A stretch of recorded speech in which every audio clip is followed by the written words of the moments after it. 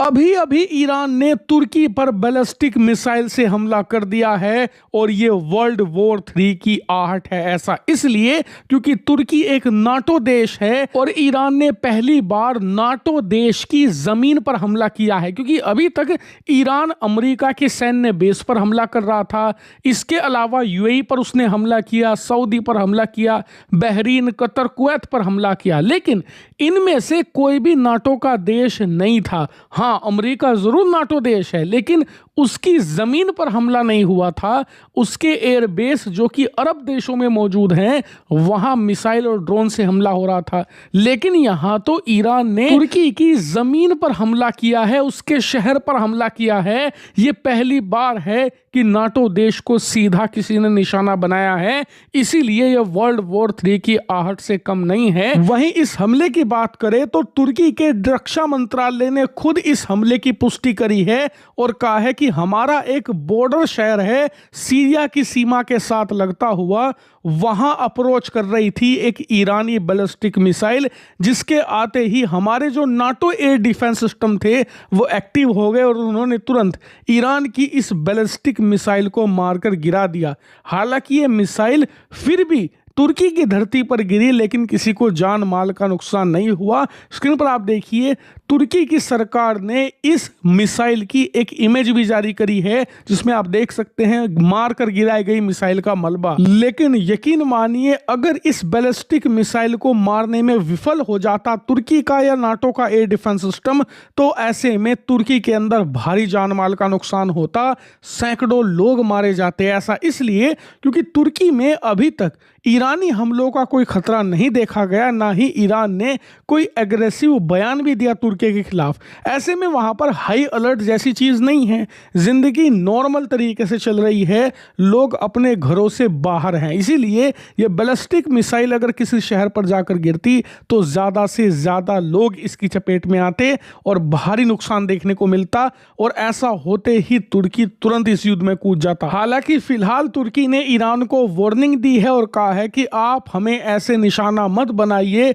वरना इससे एक रीजनल युद्ध शुरू होगा और हमें मजबूरी में आपके खिलाफ युद्ध करना पड़ सकता है। यह चेतावनी तुर्की के विदेश मंत्री ने सीधे तौर पर ईरान के विदेश मंत्री को फोन करके तुरंत दे दी है। लेकिन इसके बाद से तुर्की ने अपने एयर डिफेंस को हाई अलर्ट पर रखना शुरू कर दिया है। वहीं तुर्की के रक्षा मंत्रालय ने यह भी कहा है कि ईरान के साथ जो उनका बॉर्डर लगता है, इसके अलावा सीरिया के साथ जो उनका बॉर्डर है, वहां पर अतिरिक्त सतर्कता बरतने के आदेश दे दिए गए हैं। वहां का एयर डिफेंस भी हाईएस्ट मोड पर डाल दिया गया है, यानी कि अब तुर्की भी डायरेक्टली इन्वॉल्व हो चुका है इस ईरान युद्ध में। वहीं कई एक्सपर्ट्स का मानना है कि ईरान इस समय आग से खेल रहा है, क्योंकि जिस तरीके से वो तमाम अरब देशों पर हमला कर रहा है, इससे उसके दुश्मनों की लगातार संख्या बढ़ती जा रही है और उसके हमलों से परेशान होकर सारे अरब देश अमेरिका के इस युद्ध को ज्वाइन कर लेते हैं और अमेरिका के साथ मिलकर हमला बोल देते हैं ईरान पर,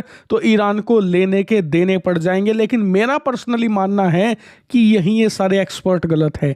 ईरान चाहता है कि ये अरब देश उसके खिलाफ कुछ करने की कोशिश करें, क्योंकि ऐसा करते ही ये तमाम मुस्लिम देश अमेरिका नहीं इजराइल का साथ देते दिखेंगे और अचानक से ईरान दुनिया भर के मुसलमानों के लिए एक हीरो बन जाएगा, एक नेता, और आने वाले दशकों तक वो इस चीज का फायदा उठा सकता है। क्योंकि ये बात सबको पता है, चाहे अमेरिका हो, ईरान हो, कि अगर आपने जमीन पर फौज उतारी ना, ईरान के खिलाफ आप जीत ही नहीं सकते। क्योंकि अफगानिस्तान में तालिबान को क्यों नहीं हरा पाया अमेरिका और सोवियत यूनियन? क्योंकि अफगानिस्तान का 2/3 इलाका पहाड़ी है, बंजर है, वहां पर कुछ भी नहीं है। इसका इस्तेमाल करता था तालिबान गोरिल्ला वॉरफेयर के लिए, लेकिन यहाँ तो पूरा का पूरा ईरान ही पहाड़ी और रेगिस्तान है। ऐसे ऐसे पहाड़ हैं जो दुनिया में कहीं और देखने को भी नहीं मिलते, और इसके अलावा अफगानिस्तान से कहीं ज़्यादा बड़ी पॉपुलेशन है, कहीं ज़्यादा हथियारबंद लड़ाके हैं। ईरान का मुकाबला कर पाना बहुत ज़्यादा मुश्किल होगा। इसीलिए ये तो भूल ही जाइए कि अमेरिका लाखों की संख्या में फौज उतार देगा ईरान में, एक फुल फ्लेज्ड ग्राउंड ऑपरेशन करेगा, यह संभव नहीं है ईरान के अंदर। दूसरा, ईरान के हाथ में बहुत सारे ऐसे तुरुप के इक्के हैं जिन्हें खेलकर वो अमेरिका और उनके सहयोगियों को भयंकर नुकसान पहुंचा सकता है। इनमें से एक इक्का है स्ट्रेट ऑफ हर्मूज का, जो इन्होंने चल दिया है और दुनिया की 20% कच्चे तेल की सप्लाई को फिलहाल बंद करके ये बैठ गए हैं, ताला मार दिया है इन्होंने पूरी तरीके से। अमेरिका कुछ नहीं कर पा रहा। यही कारण है कि सारे देश ये फ्रस्ट्रेटेड है। ईरान चाहे इनके खिलाफ कुछ भी कर ले, मजबूरी में ये ईरान के खिलाफ कुछ ज्यादा नहीं कर पाएंगे, क्योंकि ईरान के खिलाफ जाएंगे तो मुस्लिम वर्ल्ड में गद्दार देश कहलाएंगे। यही कारण है कि ये फंस चुके हैं। ना तो इनसे ये कॉन्फ्लिक्ट उगलते बन रहा है, ना निगलते बन रहा है। लेकिन एक बात तय है कि इस पूरे कॉन्फ्लिक्ट का सबसे बड़ा विजेता है इजराइल। इजराइल से बड़ा विजेता कोई भी नहीं है। ईरान का भी नुकसान हो रहा है, अरब देशों का भी नुकसान हो रहा है, राष्ट्रपति ट्रंप की प्रतिष्ठा दांव पर है, अमेरिकी सेना फंस गई है। लेकिन इजराइल को जो करना था वो उसने कर दिया। उसे जो जो हासिल करना था वो हासिल करके बैठ गया है। 2-4 इजराइल की ज़्यादा से ज़्यादा बिल्डिंग गिरेंगी, थोड़े बहुत लोग मरेंगे, लेकिन इजराइल आने वाले 20-25 सालों के लिए सेट है। वो एक इस रीजन का सुपर पावर बनकर उभरेगा। इस युद्ध के बाद ये लिख कर ले लीजिए, इजराइल सबसे बड़ा विक्टोरियस है इस युद्ध का।